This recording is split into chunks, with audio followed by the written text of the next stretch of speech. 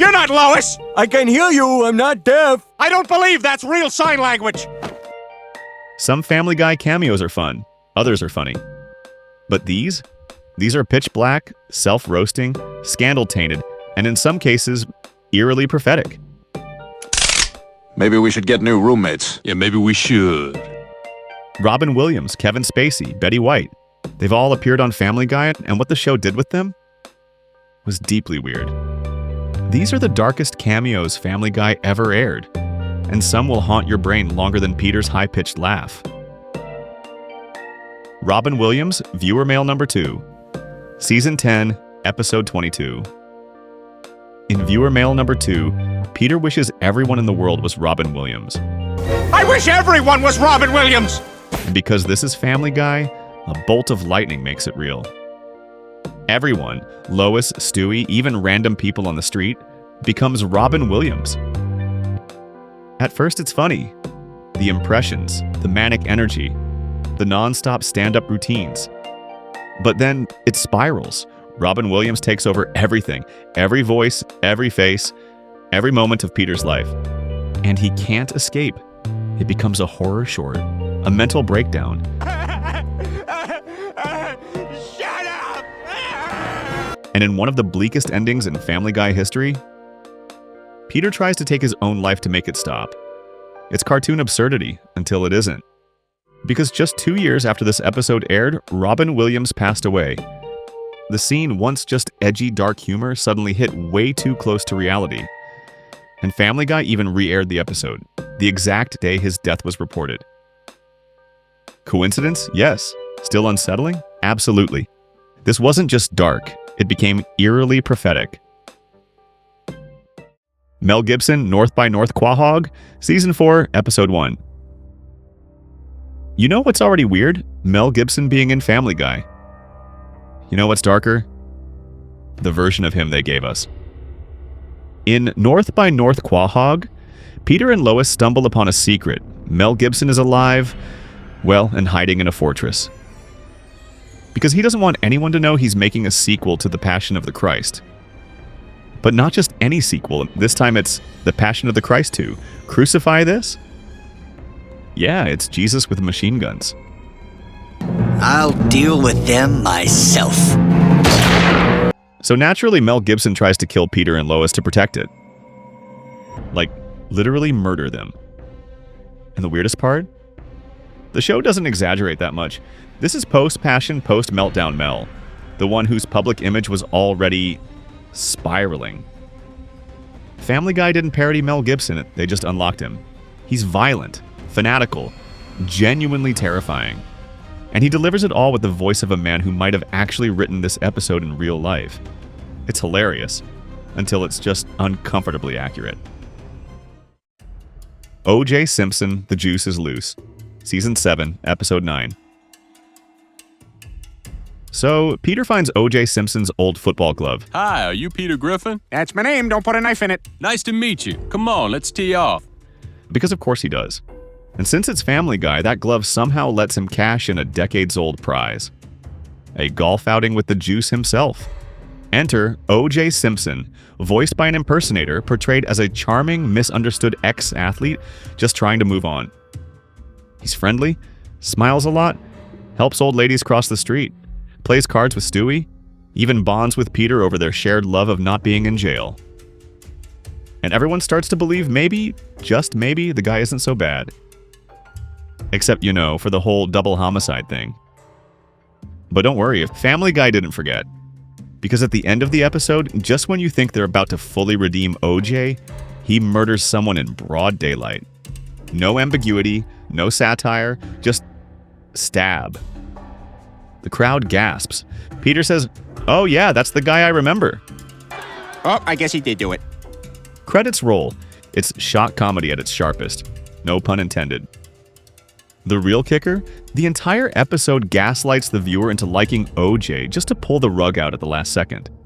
It's dark, it's bold, and it's Family Guy in its most unapologetic form. Kevin Spacey, Mall Confession, Family Guy, Season 8, Episode 2. This one's not long, it's not flashy, it's not a full episode. but it might be the single darkest celebrity reference Family Guy ever made, in hindsight. In Family Guy, Stewie runs panicked through a shopping mall, screaming, "Help! I've escaped from Kevin Spacey's basement." Help! I've escaped from Kevin Spacey's basement! Help me! And that's it. A one-liner, a quick joke. Cut to the next gag. But years later, the line hit different. Way different. After the real-life allegations came out about Spacey's behavior toward young men, some as young as 14, that joke suddenly stopped being edgy. It started to sound like a warning. The internet went into full conspiracy mode. Did Seth MacFarlane know something? Was this joke a hint? Probably not. Probably just a dark joke that aged into a documentary trailer, but still. Stewie running through the mall shouting about Spacey's basement is one of the most bone-chillingly accurate punchlines the show ever threw away. And somehow nobody really noticed, until it was way too real. Ricky Gervais as Billy Finn the Dolphin. Be careful what you fish for. Season 9, Episode 14. Ricky Gervais didn't just cameo in Family Guy, he wrote his own role. And the result was somehow darker than anything the writers could have made up. In Be Careful What You Fish For, Peter saves a talking dolphin named Billy Finn, voiced by Gervais, and invites him to live with the Griffins. How long will you be staying with us? Are you kidding? As long as he wants. Yay! We live with a dolphin! Harmless, right? Until Billy becomes the worst house guest in cartoon history. He hogs the bathroom, hits on Lois, tries to get Brian evicted. And then, just when you think he'll leave, he asks Peter to help him cheat on his wife. Billy had nothing to do with this. It was just a dumb plan my buddies and I put together because we know how much Billy loves you. That's right, a dolphin, with a dolphin wife, asks for help finding a mistress, and Peter agrees. Gervais plays the whole thing with his signature smugness, like he's doing the Griffins a favor by ruining their lives.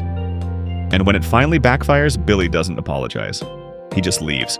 No arc, no lesson, just pure Ricky Gervais energy in aquatic form. The sus part? The dolphin isn't that far off from Gervais himself. Self-absorbed, smirking, monologuing about how he's too smart for all of this. The episode doesn't use Gervais, it just lets him be himself, in dolphin drag. It's funny until you realize the joke isn't on him, it's on us. Michael J. Fox cutaway gags, multiple episodes. Recurring gags, various episodes, e.g. Season 4, 5, 8. If there's one celebrity Family Guy returns to again and again for dark humor, it's Michael J. Fox, and not in a clever, respectful, or remotely gentle way. See, he has this disease, and it makes him shake a lot, and what with all the shaking, he spilled his wine all over my shirt, and my shirt was ruined. In a full-on relentless, can we even air this kind of way? The show has made multiple cutaway jokes targeting his Parkinson's disease, like in the scene where Peter shows his homemade James Bond movie, James Bond, Shaken, Not Stirred, starring Michael J. Fox. Cut to Fox as Bond, spilling drinks all over himself. Audience laugh track, scene over. Or the one where Peter sells a Michael J. Fox signature waffle iron, which basically just leaves batter sprayed all over the kitchen. The show doesn't even try to make a deeper point. It just plays his illness for a quick shock laugh. And here's the thing. Michael J. Fox is a universally respected, genuinely beloved figure. He's spent decades raising awareness for Parkinson's, funding research, and staying graceful in the face of adversity. So, watching Family Guy treat his condition like a party trick? Yeah, it hits different. Especially when you realize they never had him on the show. They just used his name, his legacy, and his illness. Oh, wait, now they're telling me they do want to show it. I really like the finish on this Shiraz. Son of a bitch, what is your problem? For cheap throwaway gags. That's not just dark, that's cold. Betty White narrates Peter's erotic novels, Peterotica, Season 4, Episode 22. When you hear Betty White cameo, you expect something wholesome, a grandma-style zinger, a charming one-liner. Instead, Family Guy gave us this. In Peterotica, Peter starts writing smutty romance novels. And they're not just a little spicy, they're graphic. We're talking stuff like, He ripped off her blouse, exposing her bulbous Victorian bosom. And who did they get to narrate it? Betty freaking White. With a soft, dignified voice, she reads every horrifying word.